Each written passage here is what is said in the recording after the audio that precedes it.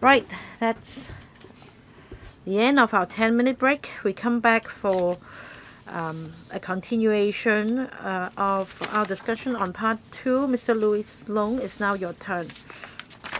Thank you. Chairman, I have 2 questions on this part. First, about 2.9 F2.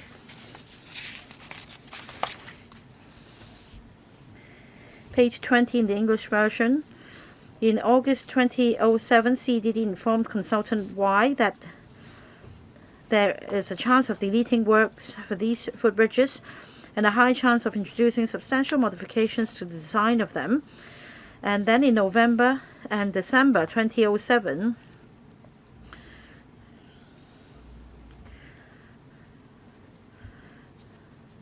the project proposal was submitted to the PwC and Finance Committee of LegCo for scrutiny, and according to the papers, the administration did not spell it out for the 2 committees that there was a chance of deleting works for these footbridges and a high chance of introducing substantial modifications to the design of these footbridges. My question is, why is it that despite being a major factor in affecting the project expenditure, the administration did not inform the Council of these matters? Secretary. May I defer to the Director of CED, Mr. Fong, to take the 2 questions? Mr. Fong. According to the information I have at hand, we did not tell LegCo in particular that the excision contract clause would be introduced. But what is clear is that LegCo members relate the concern of Kwun Tong District Council in relation to the number of footbridges and their locations, and that a review should be conducted. And according to the record I have, the administration undertook to review the matter. Mr. Long.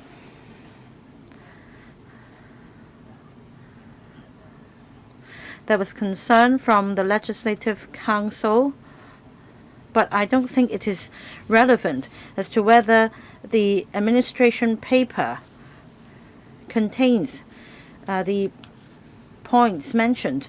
If there might be substantial modifications, I believe that it should be included in the paper submitted to LegCo.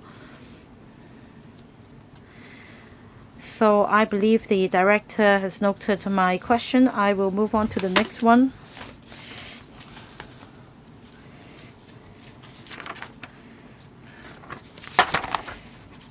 In the report, 2.26a, page 31 in the English version,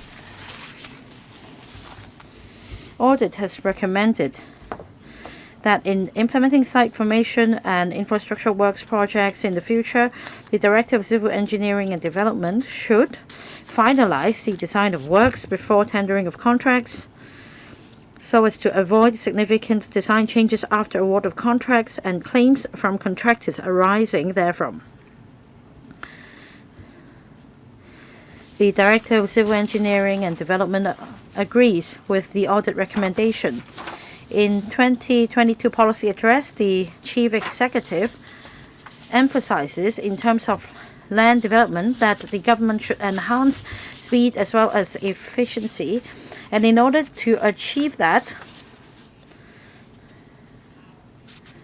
one must also bear in mind that the department should finalize the design of works before tendering. And this seems to be a conflicting situation. How is the government going to cope with this challenge? Enhancing speed, quantity, quality, efficiency, there are ways for us to achieve that.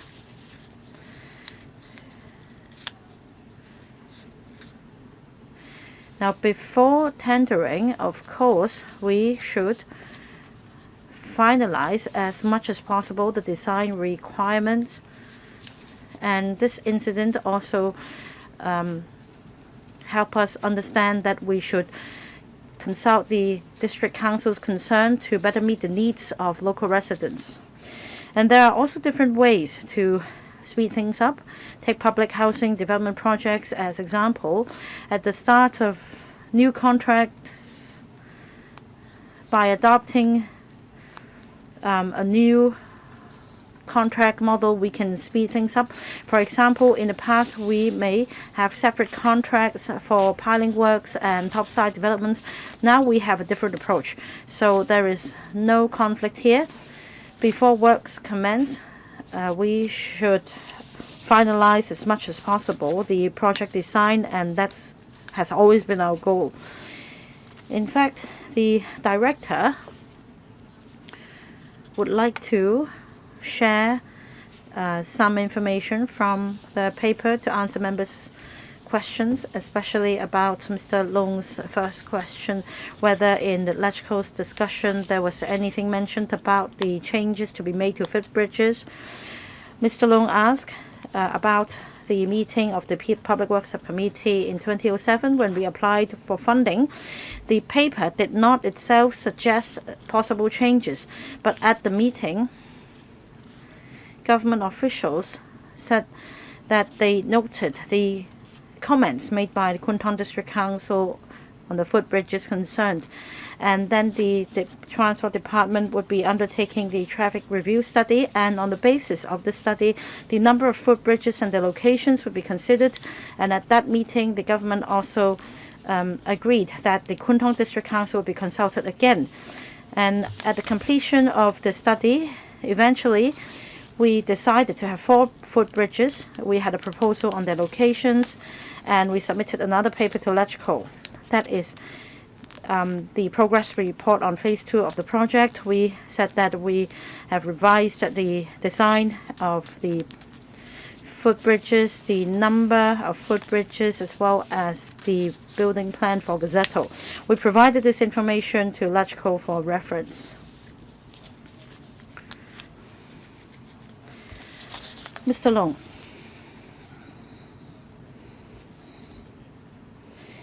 Now, to pick up on the director's reply, of course, the information you got was from the 2 meetings with LegCo. My point is, when the administration knew that there could be substantial changes leading to an impact on the time frame and project costs, then I believe this should have been mentioned in the paper submitted to LegCo. And that is just my comment. And anyway, I am glad to hear what Secretary just said. That is, they can enhance speed, efficiency, etc., without compromising the progress of housing development. I do hope that the government can achieve this target in future public projects. That's all from me, Chairman. Next, Ms. Carmen Can. Thank you, Chairman. I have a question for the Director of Audit. There are 3 E's to consider when conducting a value for money audit, that is economy, efficiency, effectiveness, the 3 E's. And that's a point for the public's understanding. Now, in the report, we don't spell out exactly which contractor it is. We use aliases, contractor A, consultant Y, etc. So a question for the Director of Audit. In conducting this audit exercise, did you also look at the reasonableness of awarding the contract, whether there was any conflict of interest without disclosing the identity of any party, of course? Director. Thank you, Chairman. Thank you, Ms. Khan, for the question. First, we considered the incident, not the parties themselves. So when other parties are involved, we would usually use aliases, parties A, B, C, etc. This has been the agreed practice and convention of the Public Accounts Committee and our work. Let me reassure Ms. Khan that, first of all, I'm confident that when drawing up the tender for bidding, the government definitely followed up on these matters. As for the work of the Audit Commission,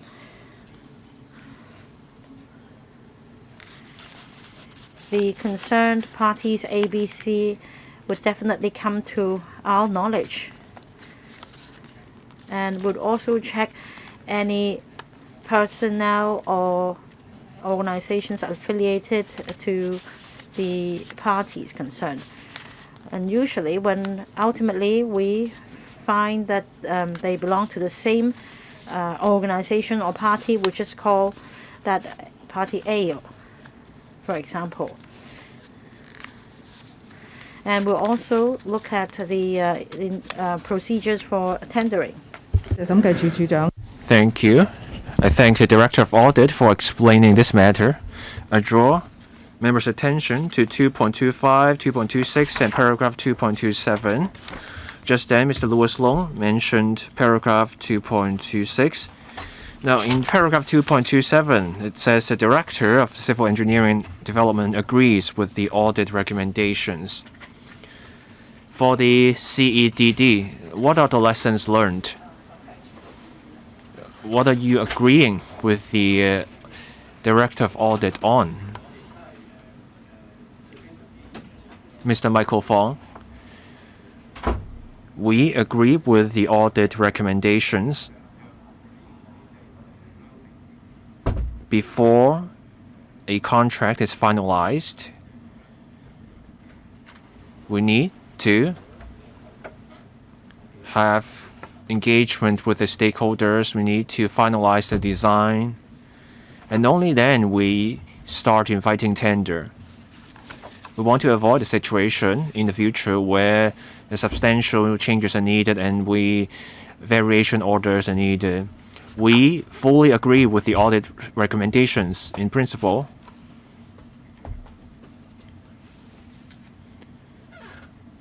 In recent years, we enhanced management of projects.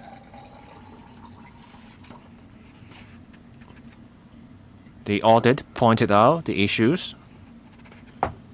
So we asked our staff and our contractors, consultants to follow the relevant guidelines. Ms. Carmen Khan, please. For funding and the project sum and also the contract management. Paragraph 2.4. Just then, Mr. Edmund Wong pointed out something about the contract sum. It's $2.063 million as a contract sum, but at the end there was an increase of 37.9% or $781.3 million in the increase of the total expenditure. This is more than just about the buffer or the contingency of 20% we just talked about. How does the government define cost overrun? Mr. Michael Fong, you mentioned the 10 plus 10% in terms of contingency fee, but the discrepancy here we're looking at is 38% or so. How do you explain that? Mr. Michael Fong, we'll look at the approved estimate, and in terms of whether the total expenditure exceeds the approved estimate in defining cost overrun. If the project is completed within the approved estimate, then there is no cost overrun. Now, when you have a cost blowout, the approved estimate is not enough to meet the expenditure, then we have to go to the electrical for extra funding to cover the expenses. In that case, that's what we call a cost overrun. Thank you, Chairman. Mr. Michael Fong, you mentioned approved estimate $3.2 billion or so. That's the approved expenditure. Chair, the government defines cost overrun by the amount that goes over the approved expenditure. So the baseline is not the original contract sum. Is that correct? The case? Yes.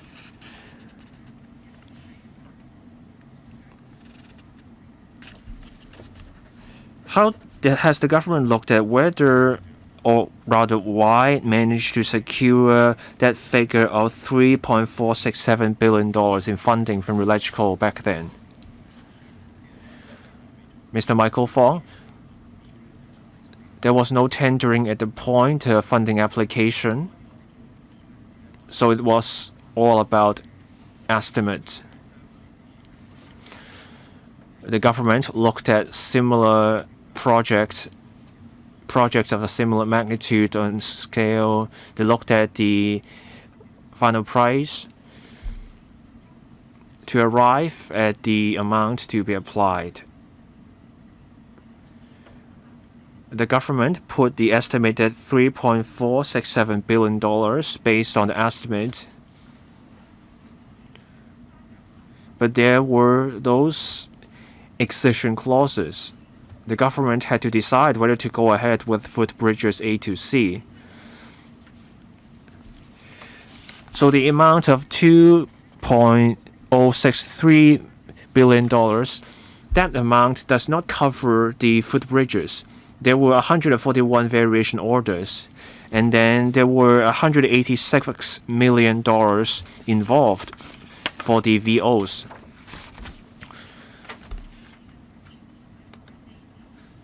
When I say cost overrun here, I call this the cost overrun when I refer to the discrepancy between the original contract sum and the final expenditure in paragraph 2.16.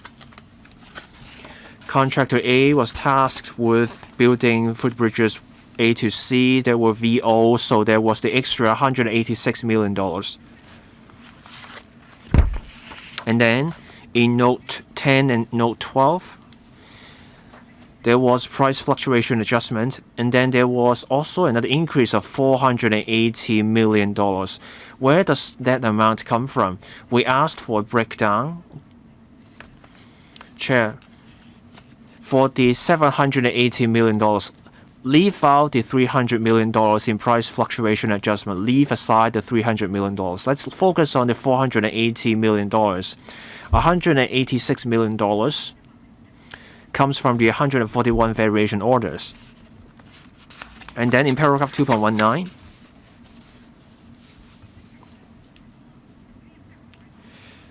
the government tried to accelerate the works, so $70.1 million was paid.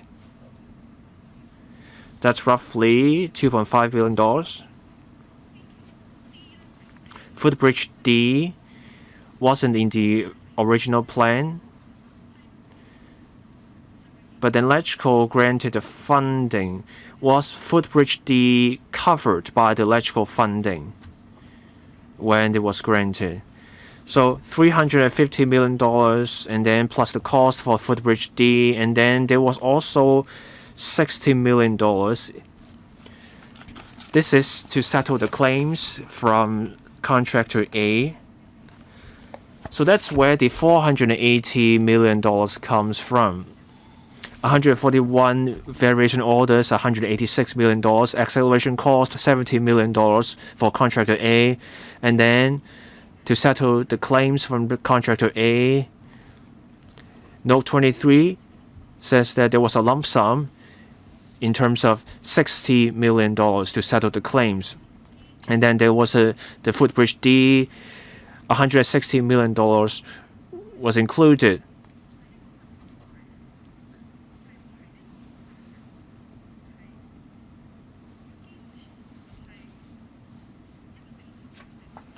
Was the decision to have those exception clauses the right decision?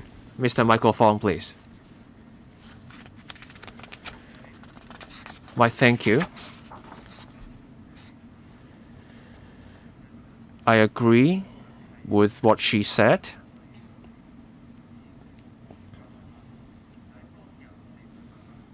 At the time, the government applied for the funding, for the approved funding. That was in 2007. We had no idea whether we should build 3 or 4 footbridges. We had no idea what the scale would be.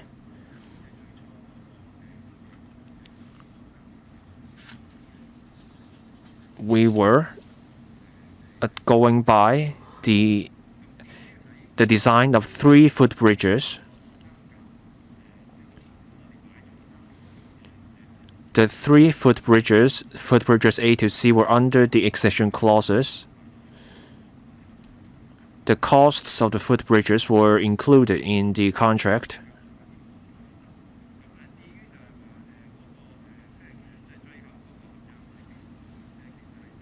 In the event,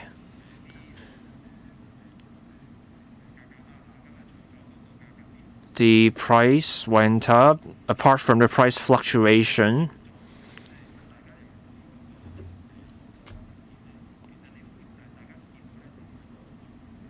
there were substantial changes to the footbridges.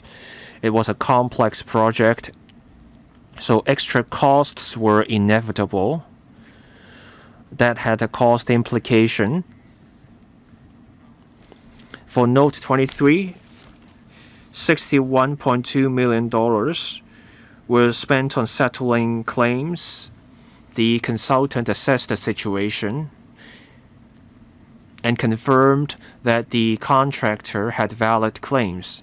So that was part of the cost, and there was more.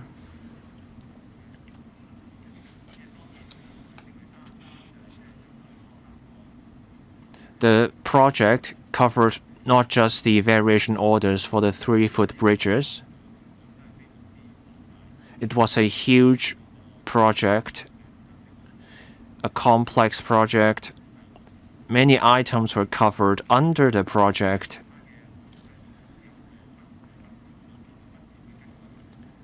Many variation orders were issued for those other items.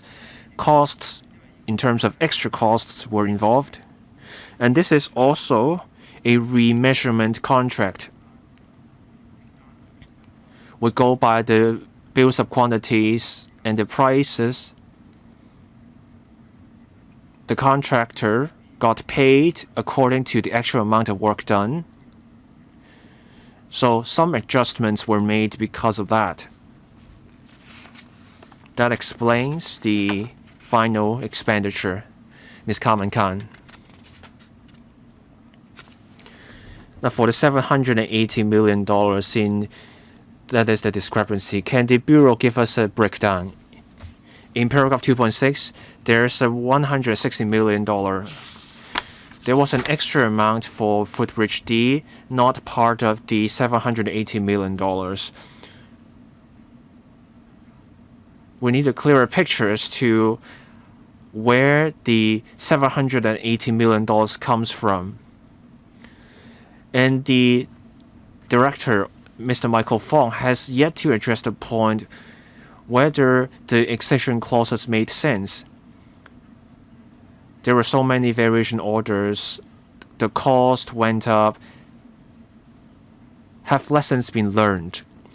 This is a point that Mr. Edmund Wong pressed the government on. But the government argued the accession clauses worked.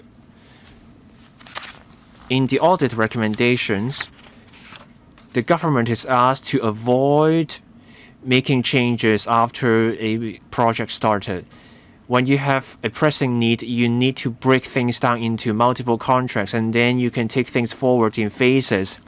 That's how you can avoid making changes after the project started. Once you make changes to a huge project, you get disputes and a litany of problems down the road. Have lessons been learned? Mr. Michael Fong. I thank Ms. Khan for her comment. In principle, we agree with Audit. We need to finalize the project details before inviting tender. That's the best way to go.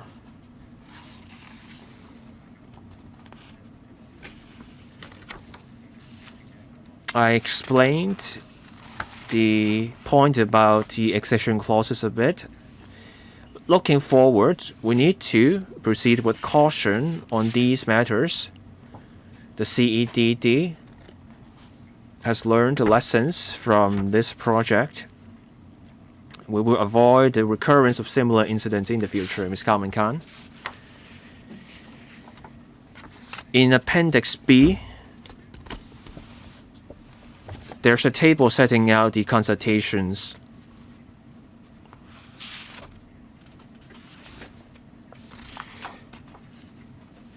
For the Advisory Committee on the Appearance of Bridges and Associated Structures, this is a statutory organization. The Advisory Committee provided advice.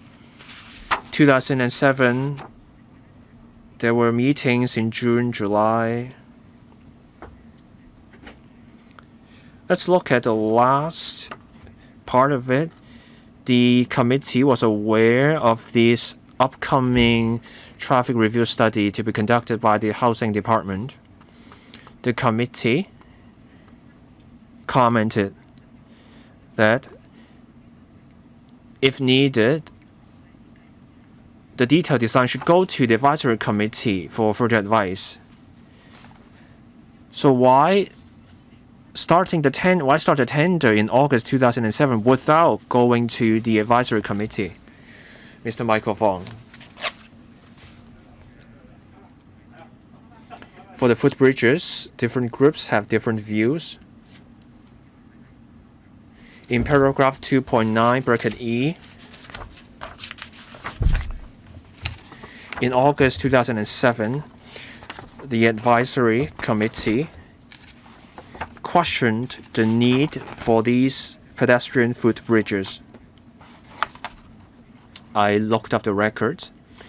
The government explained that the Housing Department would conduct a comprehensive traffic review study.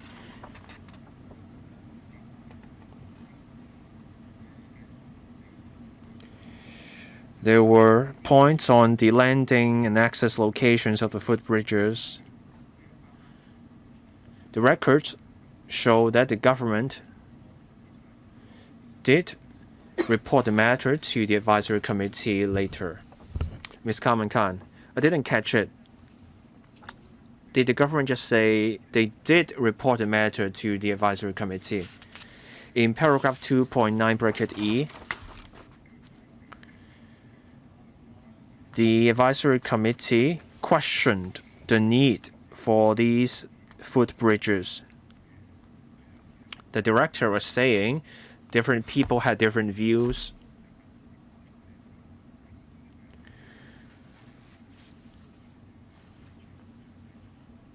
The CEDD looked at the comment and arrived at a decision. Ms. Carmen Khan, thank you.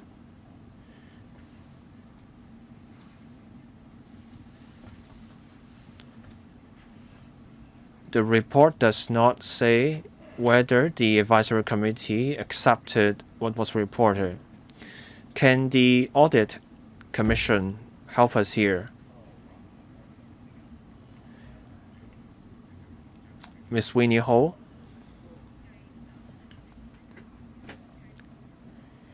In paragraph 2.9,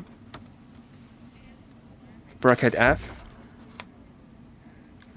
the Advisory Committee on the Appearance of Bridges and Associated Structures accepted the design proposal of the footbridges.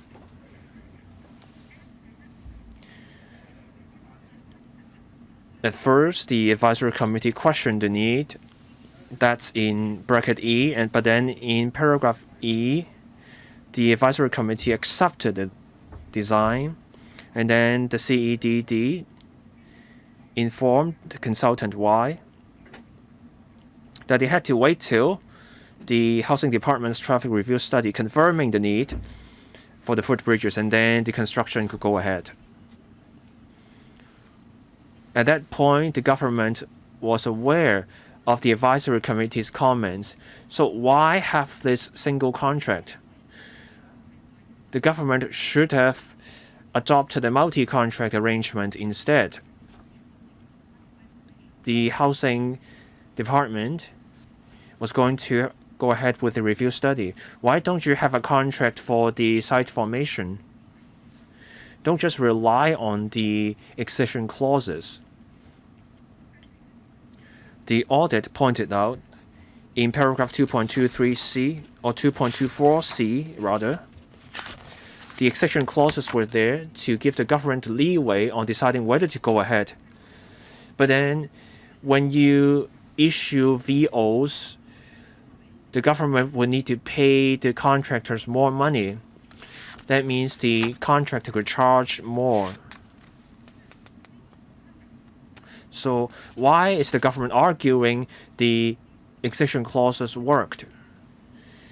There's a need to review the approach on project administration. Mr. Michael Fong. I accept Ms. Kan's view. In future, we will be extra cautious. Ms. Kan. Thank you, Chair, and thank you, Director.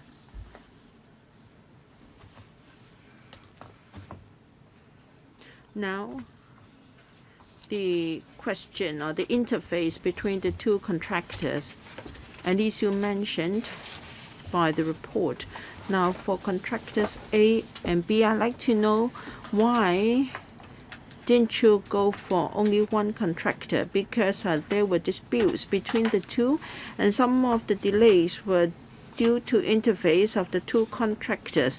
First, contractor A was slow in handing over the site to contractor B, and the former also closed some of the access roads, and as a result, claims were made by contractor A. So how come it was not contractor A who compensated contractor B? So first, why didn't you award both contracts to contractor A? And second, why was compensation not paid by contractor A to B instead of the government to B?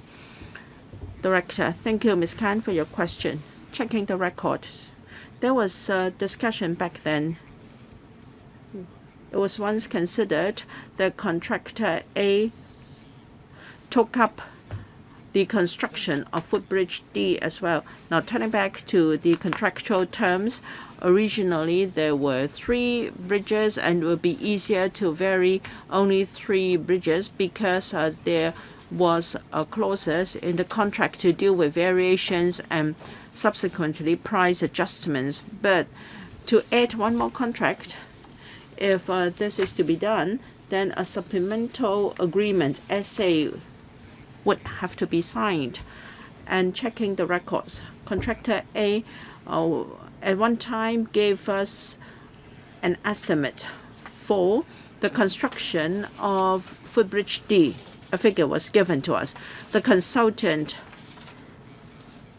examined the cost very carefully, and the government was not advised to accept that offer because the cost was high.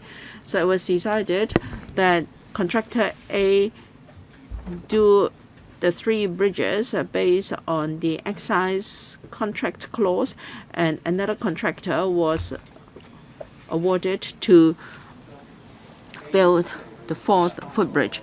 And why was not contractor A asked to be responsible for the delay? We sought legal advice back then.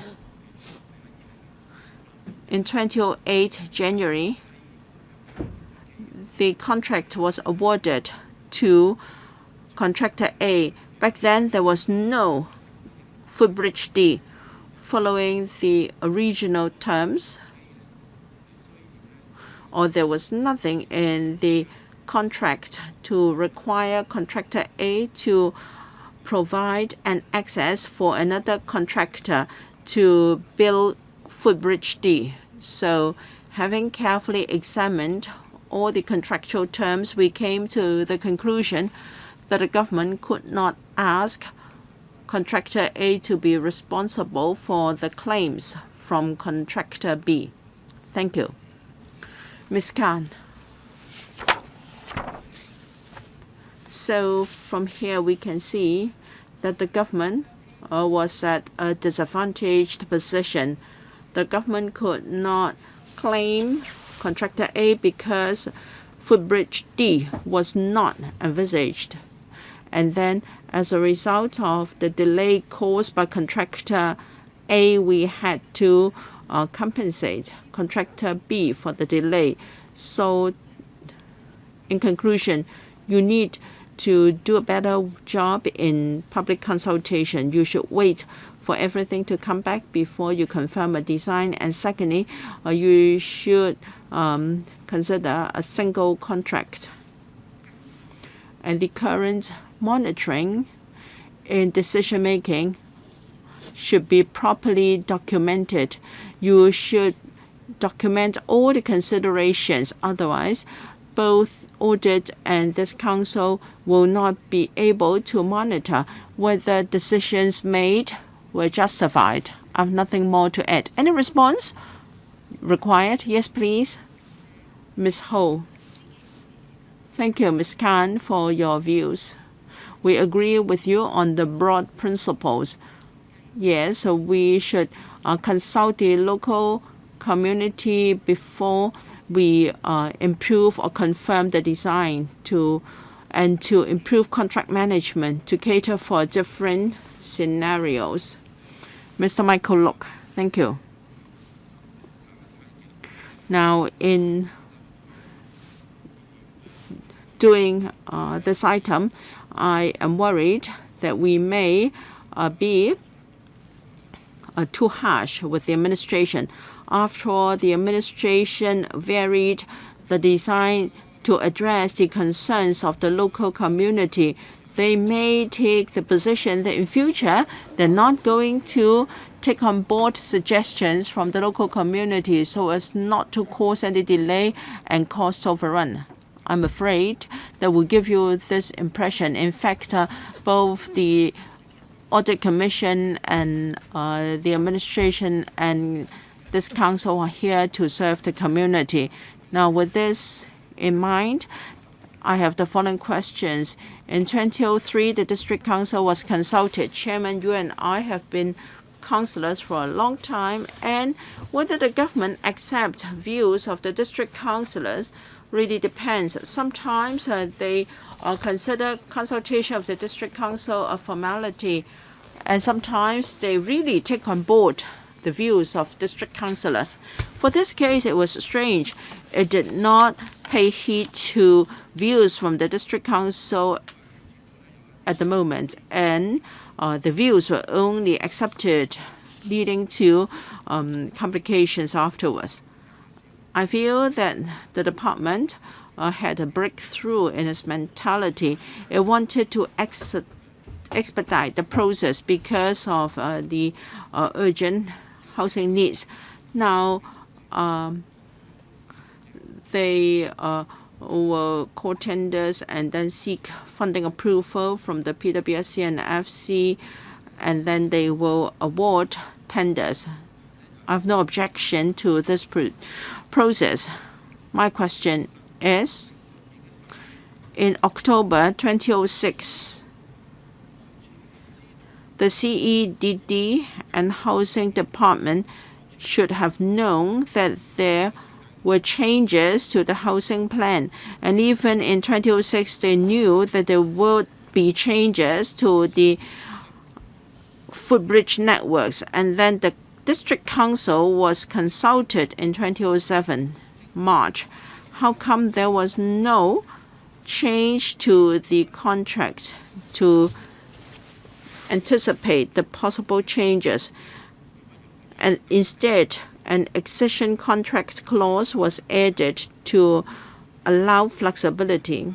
Given that you have already built in flexibility, now, honestly speaking, with the huge population planned there, even without traffic impact assessment, you should have known that you need footbridges. There is really no need to consult anyone. I think you just look at big data and also the needs of neighbors. Now, this is not really very complicated when the population ages in the future, footbridges will be needed anyway. So if you had been more forward-looking, the situation may not be as complicated as it is now. Now, you said that you have considered the stakeholders and reference studies.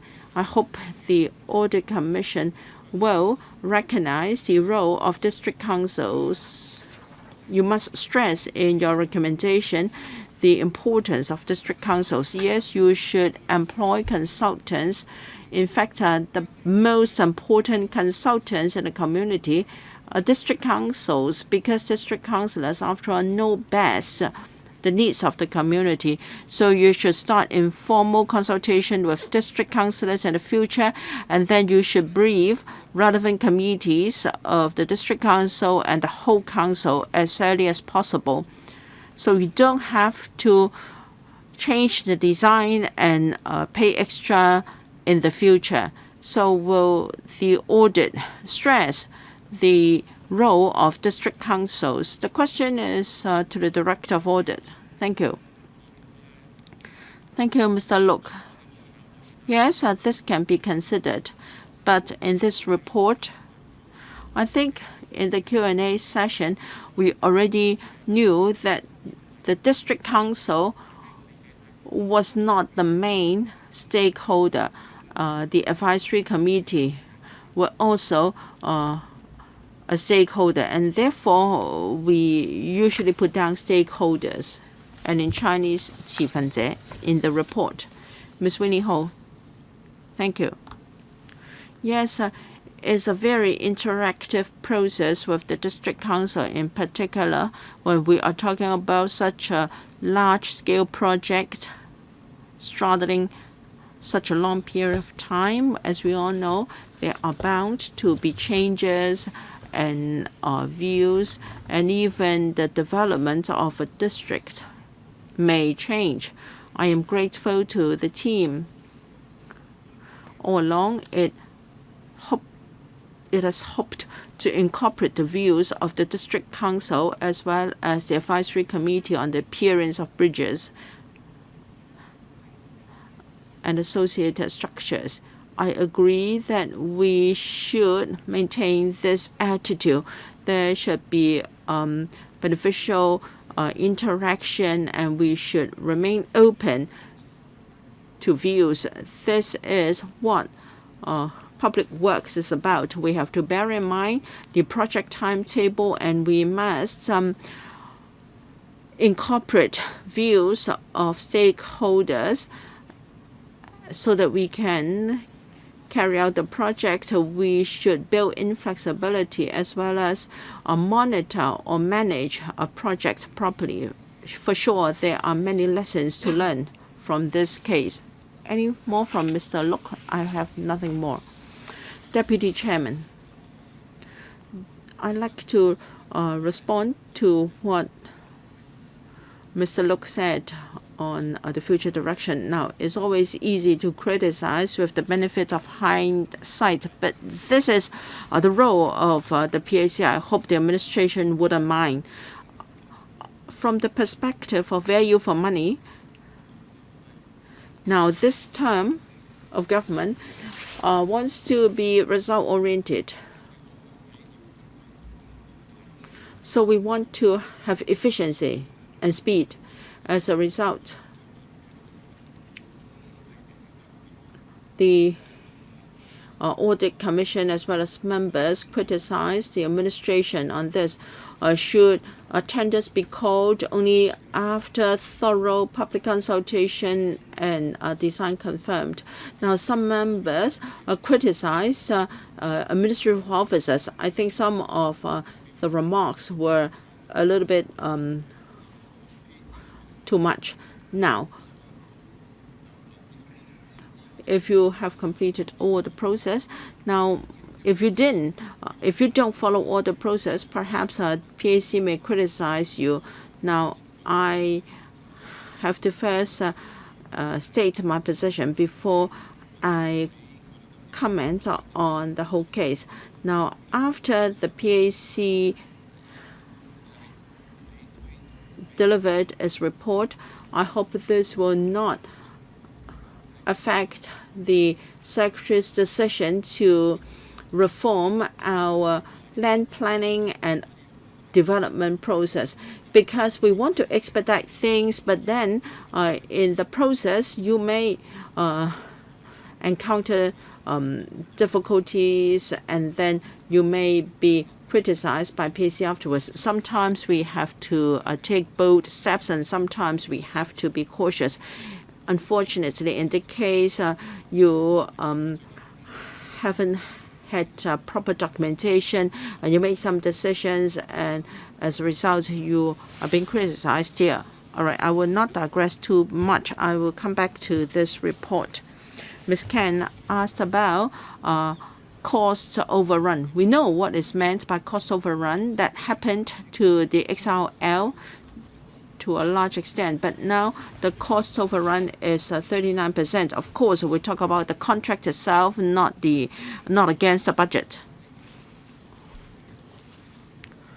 So from the perspective of value for money, maybe the first budget was inflated. So when we vet the budget, we did not know that how come the final contract cost could be 39% over the original cost, and still it is within the approved budget. Now we are passively monitoring the government, and how should we view this matter? Mr. Fong.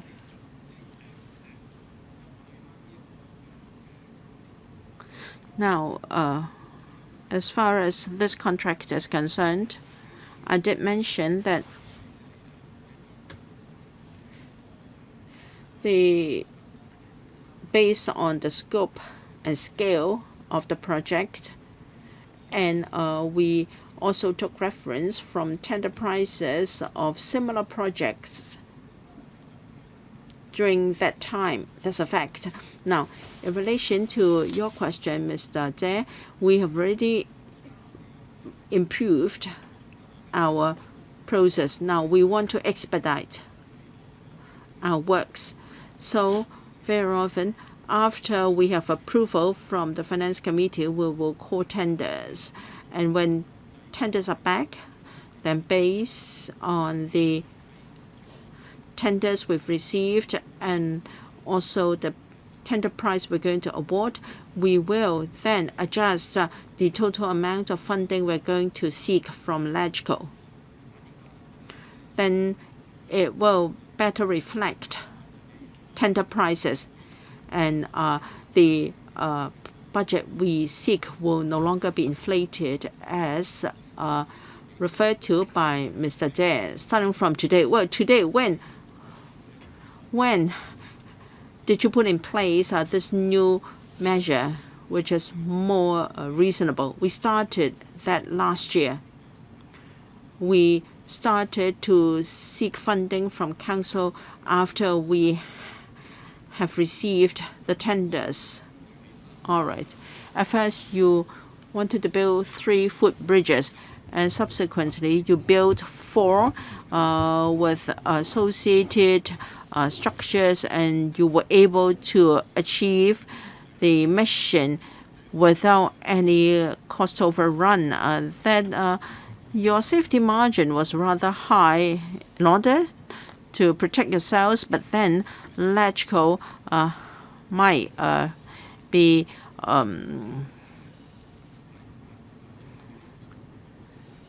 may have to bear the blame, and so I hope you will give us more realistic budget in the future. And perhaps Mr. Long will be more interested to know, are you being too harsh to contractors, given that you have sought so much in your budget, and yet even after so many variations and cost overrun, you have not exceeded the approved budget? Director, we've only always followed our contractual terms. We've always stressed that if the price is underestimated, then if the contractor has to incur a loss, then there is nothing we can do because after all, that is the tender price given to us.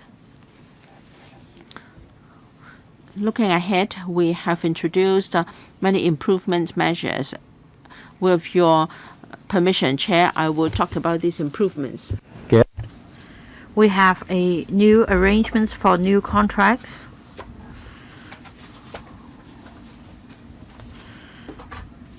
In light of the problems we've faced before, when we have the traditional contracts approach, all contractors work in silos, and when certain risks emerge, all parties are only concerned about their own risks and responsibilities. But under this new approach, we place emphasis on working as a team. Risk management is of utmost importance. If there is a possible risk, then or a potential risk, under this new works contract arrangements, all parties should join hands in mitigating the risk and solving problems, so that at the end of the day, the project can be completed within budget and on time. This is our goal. That's all I'd like to add. Deputy Chair, I thank Director for his explanation. We want to do away with disputes and claims as much as possible, so I support your new approach. Coming back to this report, I'd like to speak on the excision contract clause. Just now, other members already asked questions in this regard. I'd like to have more information as background, but let me just first ask this question. One of the considerations was that, well, let me rephrase the question. One of the considerations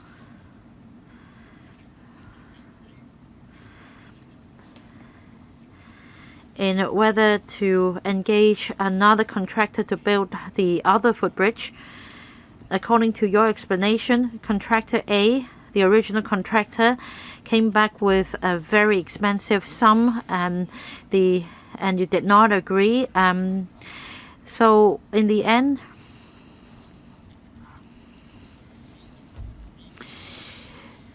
if contractor B, in the end, you decided to go ahead with this sum, with engaging contractor B together with the other costs arising from the matter because of the access being blocked by contractor A, and that the site wasn't handed over on time, and the extra payment made to contractor B as a result. Did you factor all these in? In fact, we've conducted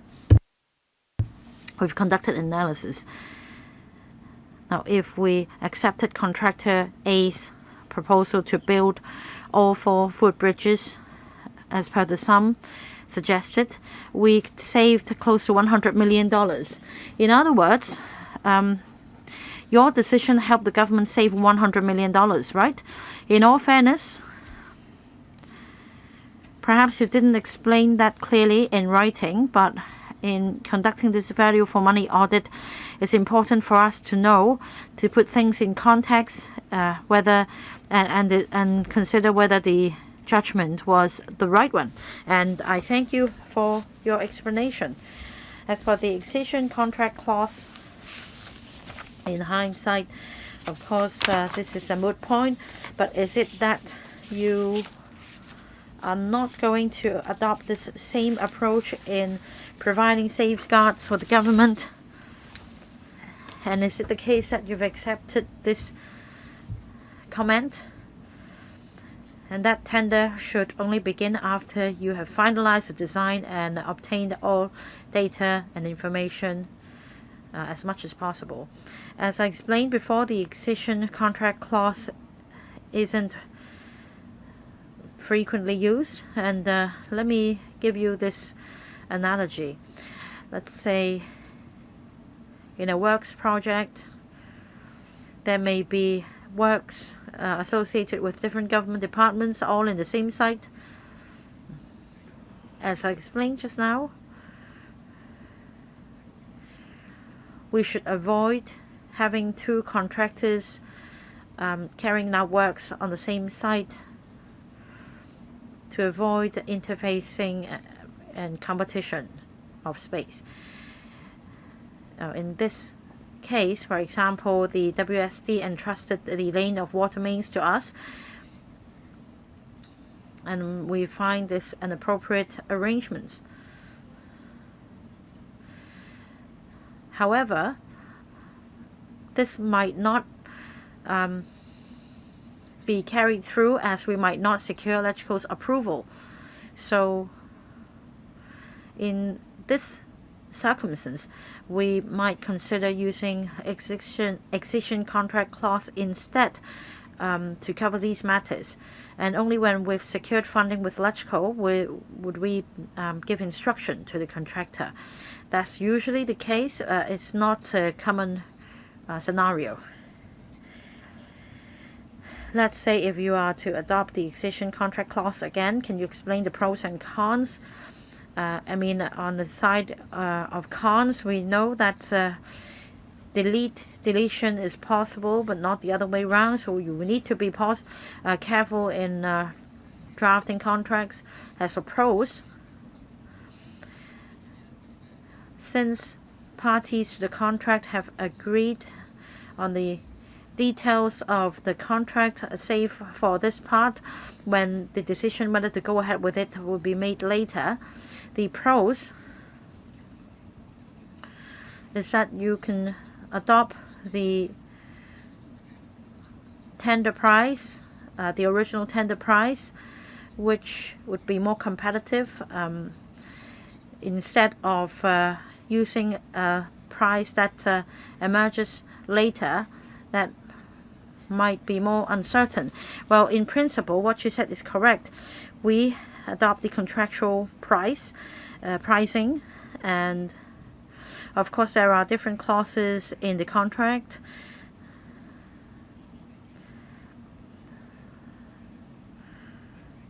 Say, in the event of major changes in the scope and scale of the project, the contractor, as per the contract, could make adjustments to the price. The basis, however, is one of the price placed in a bid. Coming back to my original question, it's all about what we learn from this incident and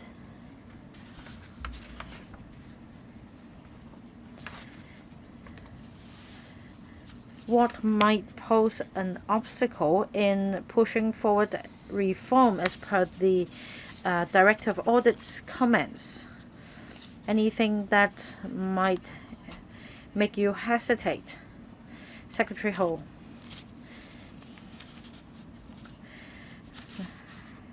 About obstacles or something that makes me hesitate. Well, of course, we deal with a lot of major projects spanning a long period of time, and there might be changes in views received. Some may ask for more, some may ask for less. For example, on this occasion, the Arquebus asked if it was possible to use at-grade crossings instead of footbridges. The lesson for us is to be mindful about the major decisions to be made. For example, for site formation, site platforms should be handed over to the housing department on time for housing development.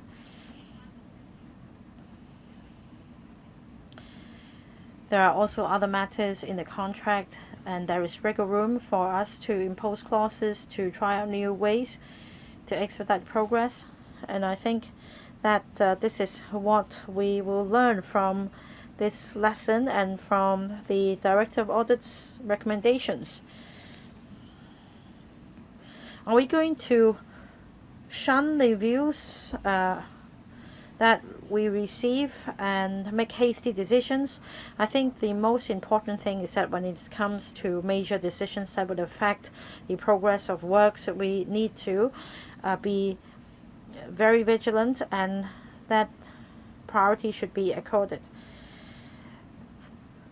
As for the nitty-gritty, that perhaps doesn't affect the critical path.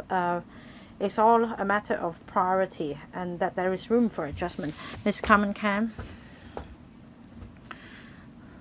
I have a question related to that. I don't want the PAC's work to affect the government's future direction. This incident arose from what happened in 2006-2007 about local consultation, awarding contracts, and that I think the question stemmed from a lack of clear delineation of responsibilities among bureaus and departments. For example, we definitely need a task force or a working group to handle priority issues such as housing. It's a matter of people's livelihood. The then Transport and Housing Bureau asked for funding from LegCo then. Now, why is it that eventually, when the so-called another boss came in, the responsibilities for these bureaus and departments were muddled, and the housing department advised several works contracts. The department was right, and if we take a look at Appendix B, at the outset the housing department requested another footbridge. The department was firm, and the district council also had the same view. So it's not about the lack of consultation, but rather the decision made in the end. In hindsight, it's about accountability of the decision maker. Some 30,000 population will be moving into the Anderson Road development, and it is a very important project. In fact, in paragraph 12 of the executive summary of the report, 30,000 additional population will be moving in by 2026, and footbridges A and D will be put to use. Secretary Ho. In fact, what I had in mind just now was see if it would be possible for me to say more about the major housing development projects. Now, we set up different working groups. For example, at the level of the Deputy Secretary, we had a task force on housing, and I also have a coordination or interdepartmental coordination group. You see, we have different departments and bureau representatives attending today's meeting. We have the participation of different parties, so it's for us to come up with proposal with different options, and I believe this will be the approach we take in future development projects. That's all from me. Any other questions from members on part 2? If not, we can now move on to part 3. I see that we're approaching 12:35. So how about Mr. Edmund Wong begin questions on part 3 at the next meeting. The next hearing will be held on the 13th of February, Monday in the afternoon, and the Secretariat will be informing members of the arrangements. So if there are no further questions, that's the end of today's meeting. Meeting's adjourned.